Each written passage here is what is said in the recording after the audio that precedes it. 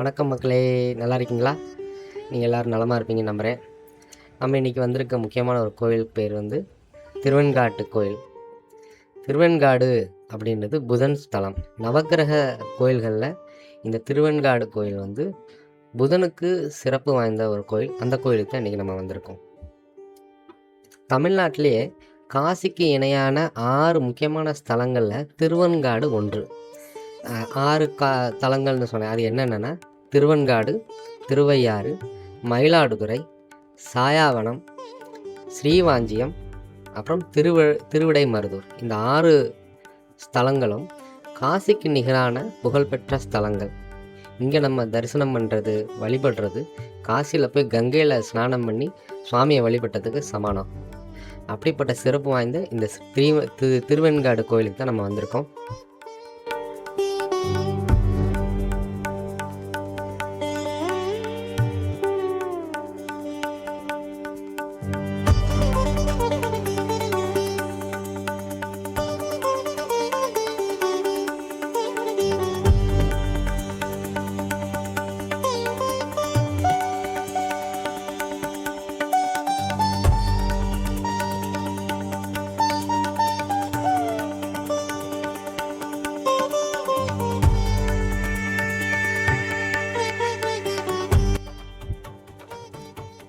இந்த திருவெண்காடு கோயில் புதனுக்கு முக்கியமான சிறப்பு வாய்ந்த கோயில்னு சொன்னேன். இந்த கும்பகோணம் சைடு, மயிலாடுதுறை சைடு மொத்தம் நவக்கிரகங்கள் இருக்குது. நவக்கிரக தோஷங்கள் உள்ளவங்க இந்த நவக்கிரகங்களுக்கும் பயணம் பண்ணி ஒவ்வொரு கோயிலுக்கும் போய் அவங்க எந்த தோஷம் இருக்கோ அந்தந்த கோயிலில் போய்ட்டு தரிசனம் பண்ணி வழிபாடுகள்லாம் செய்கிறது வழக்கம். புதன் பகவான் உங்கள் ஜாதகத்தில் தோஷமாகவோ இல்லை நீச்சமாகவோ இருந்தால் இந்த புதன் ஸ்தலத்துக்கு வழிபாடு பண்ணி பரிகாரங்கள் பண்ணுறது வழக்கம்.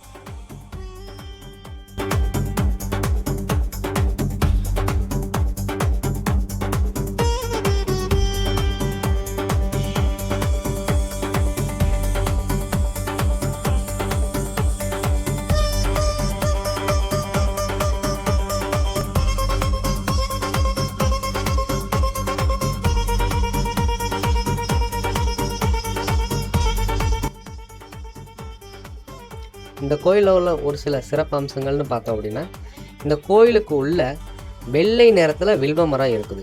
இது ரொம்ப அரிதான விஷயம். எப்பயுமே மரங்கள் பார்த்திங்கன்னா இலைகள் பச்சையாகவும் அந்த மரத்தோட நிறம் என்ன சொல்கிறது, காப்பி கலரில் இருக்கும், ப்ரௌன் கலரில் இருக்கும். இங்கே இருக்கிற வில்வ மரம் வெள்ளை நிறத்தில் இருக்குது. இது அரிதிலும் அரிதான ஒரு நிகழ்வு. இந்த மரத்தோட இலைகளில் அர்ச்சனை செய்கிறது ரொம்ப ரொம்ப சிறப்பு. கோயிலை சுற்றியுள்ள அந்த 3 தீர்த்தங்களில் நம்ம நீராடுறதும் கால்களையும் கைகளையும் கழுவி வர்றதும் ரொம்ப சிறப்பு. இங்கேயே ஆலமரத்தடியில் ஒரு விநாயகர் இருக்கார், அவரை வழிபட்டு வர்றது மேலும் சிறப்பு. இந்த கோயிலுக்கு எப்படி வரணும் அப்படின்னு பார்த்தீங்கன்னா, பூம்புகாரில் இருந்து சுமார் 25 கிலோமீட்டர் தூரத்தில் இருக்குது. இல்லை நம்ம சீர்காழியிலேருந்து வரதா அப்படின்னா சீர்காழியிலேருந்து 10 கிலோமீட்டர் தூரத்தில் இருக்குது. மயிலாடுதுறையிலேருந்து 12 கிலோமீட்டரும், சிதம்பரத்துலேருந்து 30 கிலோமீட்டர் தூரத்தில் இருக்குது. பேருந்து வசதின்னு பார்த்தோன்னா எல்லா ஊர்லேருந்து இருக்குது. மயிலாடுதுறையிலேருந்து அதிகமாக இருக்குது. இதுலேயே ஹைவேஸ் கனெக்டிவிட்டி இருக்குது. இங்கேருந்து அருகில் உள்ள மற்ற ஸ்தலங்கள் அப்படின்னு பார்த்தோன்னா வைத்தீஸ்வரன் கோயில் இங்கேருந்து ஒரு 8 கிலோமீட்டர் தூரத்தில் இருக்குது. செவ்வாய் ஸ்தலம், திருநள்ளாறு சனி ஸ்தலம் இங்கேருந்து 15 கிலோமீட்டர் தூரத்துலையும், சீர்காழி தோணியப்பர் கோயிலுக்கு இங்கேருந்து 10 கிலோமீட்டர் தூரத்திலும் போயிட முடியும். மயிலாடுதுறைக்கு 12 கிலோமீட்டரும், பூம்புகார் துறைமுகத்துக்கு இங்கேருந்து 25 கிலோமீட்டர் தூரமும் போகலாம்.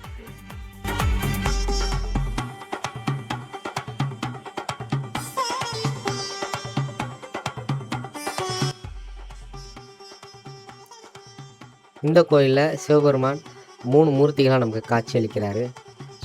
வேதாரண்யேஸ்வரர், அப்புறம் அகோரமூர்த்தி, அப்புறம் நடராஜர். இந்த கோயிலில் தான் பெரிய நடராஜர் சிலையை பார்க்க முடியும். அப்போ குளங்கள், தீர்த்தங்கள் அப்படின்னு பார்த்திங்கன்னா 3 முக்கியமான தீர்த்தங்கள் இந்த கோயிலில் இருக்குது. அக்னி தீர்த்தம், சூரிய தீர்த்தம், சந்திர தீர்த்தம்.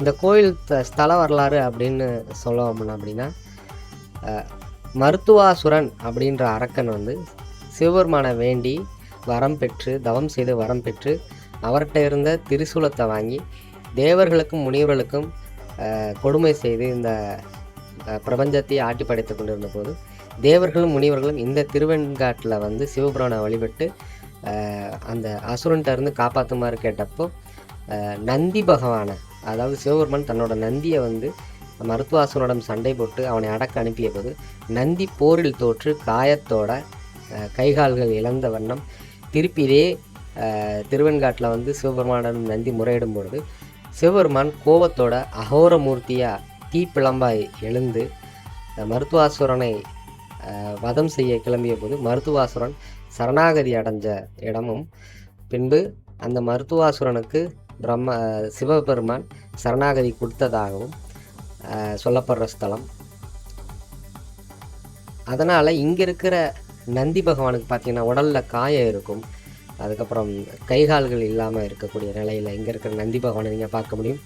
தமிழ்நாட்டிலேயே அகோரமூர்த்தி சிவபெருமான அகோரமூர்த்தியாக இங்கே தான் முழுசாக நம்ம பார்க்கவே முடியும்.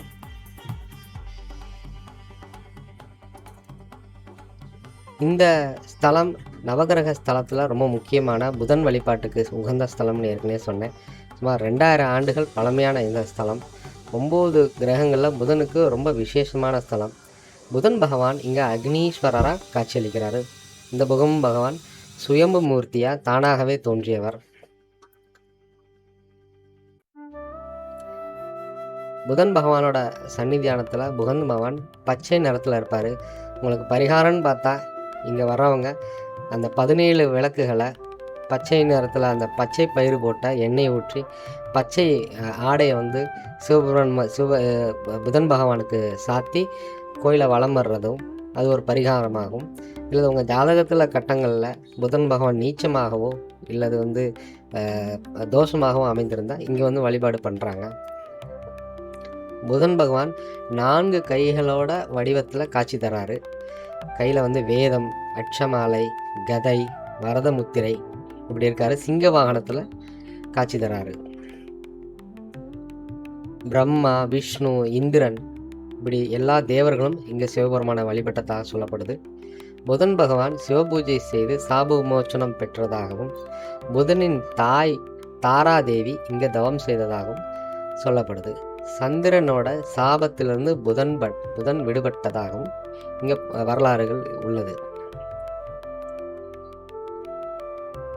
இந்த கோயிலுக்கு என்னென்ன பிரச்சனைகளோடு நம்ம வந்து வழிபட்டு அதில் நிவர்த்தி ஆகலாம் அப்படின்னு பார்த்தோன்னா, நல்ல கல்வியில் சிறந்து விளங்கணும், இல்லை பேச்சு திறனில் நல்ல வளர்ச்சி வேணும், வியாபாரத்தில் நல்ல வளர்ச்சி வேணும், நல்ல புத்தி கூர்மையும் ஞாபக சக்தியும் அதிகரிக்கணும், புதனோட தோஷம் நீங்கணும், இல்லை பரீட்சையில் நல்ல வெற்றி பெறணும், தொழிலில் நல்ல முன்னேற்றம் பெறணும், புதன் தோஷத்தால் திருமண தடைகள் உள்ளவர்கள் அது நீங்க வேண்டி இந்த மாதிரி பிரச்சனைகளுக்காக இந்த ஸ்தலத்தில் வந்து வேண்டுதல் வைத்து அது நல்லபடியாக நிறைவேறுதுன்னு கூற்று இருக்குது.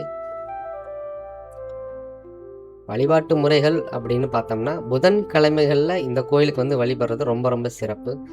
பச்சை நிற உடை அணிந்து வர்றது புதன் பகவானை நம்ம பக்கம் ஈர்க்கிறதுக்கு ஒரு நல்ல வழிபாட்டு முறையாக சொல்கிறாங்க. 108 முறை ஓம் புதாய நமக அப்படின்னு சொல்லி பச்சை வஸ்திரம், மஞ்சள், பூக்கள்லாம் புதன் பகவானுக்கு சாத்தி எள்ளு உருண்டை, முருங்கைக்காய் நெய்வேத்தியம் பண்ணுறது வழிபாட்டு முறைகளை ஒன்றா சொல்கிறாங்க.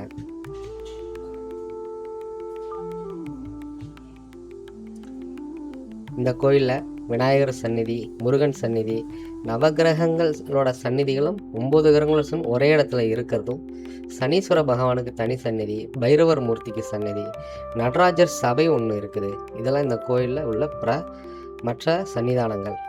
சங்க காலத்திலேயே இந்த கோயில் இடம் பெற்று இருக்குது. சோழர்கள் தான் இந்த கோயிலை ரொம்ப பெருசாக வளர்த்து விட்டது அப்படின்னு சொல்கிறாங்க. நாயக்கர்மார்களும் மராட்டிய மன்னர்களோட பங்களிப்பு இந்த கோயிலுக்கு நிறைய இருக்குது. திருநாவுக்கரசர் சம்பந்தரால பாடப்பெற்ற ஸ்தலம்.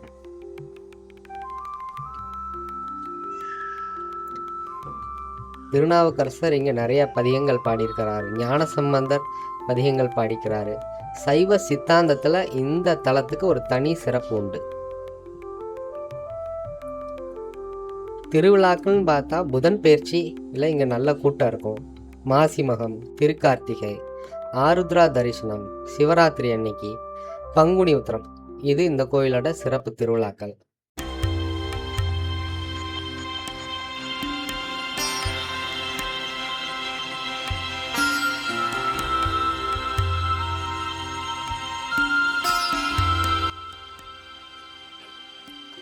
யாரெல்லாம் இந்த கோயிலுக்கு வரலாம் அப்படின்னு பார்த்தா எல்லாரும் வரலாம்.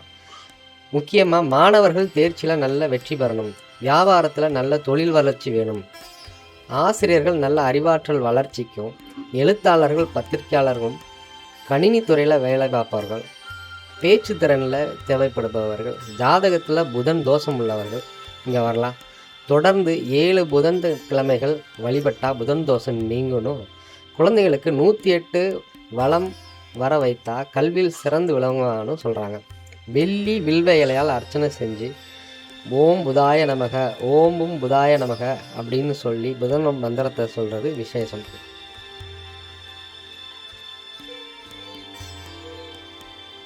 ஓகே நண்பர்களே, என்னோட சேர்ந்து இந்த திருவெண்காட்டை சுற்றி பார்த்ததுக்கும் தரிசனம் பண்ணதுக்கும் நன்றி. நம்ம சேனல் லைக் பண்ணி, ஷேர் பண்ணி, சப்ஸ்கிரைப் பண்ணுங்கள். அதுதான் நீங்கள் நமக்கு தர்ற ஆதரவு. இது போல் சிறந்த வீடியோக்களை உங்களுக்கு ஃப்யூச்சரில் உங்களுக்கு போடுறதுக்கு நம்ம சேனல் ட்ரை பண்ணணும்.